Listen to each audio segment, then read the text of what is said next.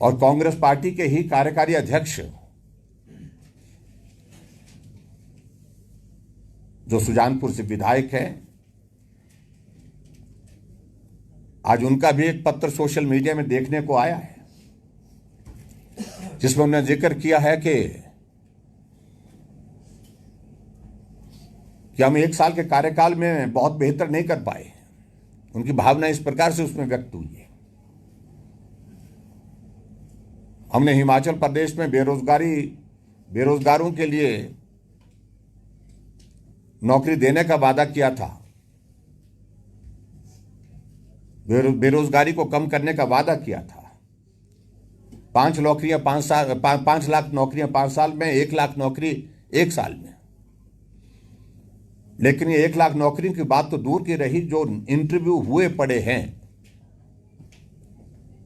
बच्चे पिछले 1 साल से दर दर की ठोकरें खा रहे हैं, कोर्ट में, कचहरी में धक्के खा रहे हैं। उनका हम अभी तक रिजल्ट निकालने में सफल नहीं हो पाए। और उन्होंने इस बात का जिक्र किया है कि नौजवानों में नाराजगी है, निराशा है,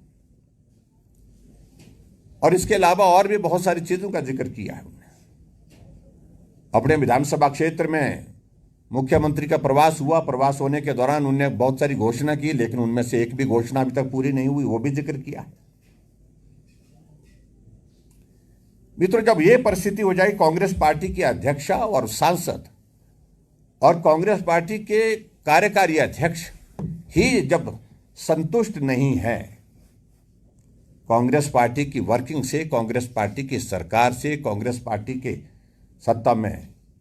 सत्तारूढ़ नेताओं से, तो बाकी प्रदेश के लोगों की परिस्थिति आप बहुत बेहतर ढंग से समझ सकते हैं। कौन खुश हो सकता है? कहने को तो सुख की सरकार, लेकिन अपनी ही पार्टी के प्रमुख नेता ही सुख की अनुभूति से बाहर हैं। उनको सुख की अनुभूति नहीं है। तो इसलिए बहुत बड़ा प्रश्न होता है। आज कर्मचारियों के मुद्दे, कर्मचारी हड़ताल करने के बाद अपनी सैलरी लेने की परिस्थिति में हो पा रहे हैं। जब तक धरना नहीं होता, प्रदर्शन नहीं होता, तब तक सैलरी नहीं मिल पा रही है। और हाल ही में जहां सचिवालय के बाहर, वहां पर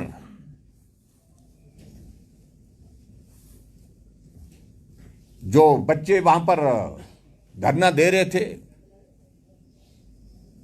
जो देख नहीं सकते दुनिया को ठीक प्रकार से,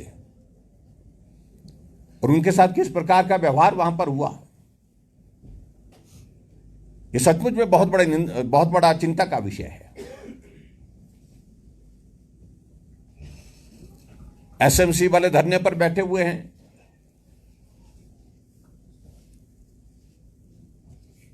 और इसके अलावा एक नहीं 7 कैटेगरीज इस वक्त हैं, जो मैं उनका जिक्र किस बात के लिए करूं।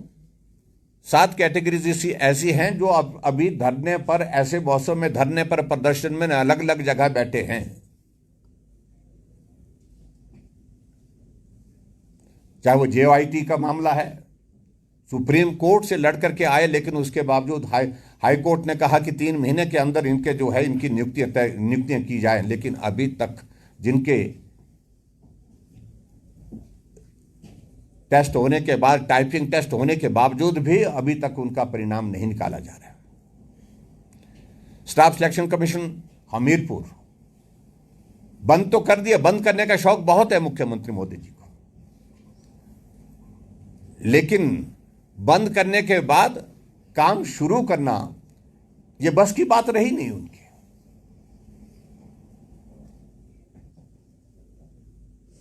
स्टाफ सिलेक्शन कमीशन हमीरपुर को बंद तो कर दिया जल्दबाजी में, लेकिन कहा कि 3 महीने के अंदर भर्तियों की प्रोसेस शुरू हो जाएगी, लेकिन यहां पर 14 महीने बीतने जा रहे हैं। उसके बावजूद भी भर्तियां अभी तक शुरू नहीं हो पाई।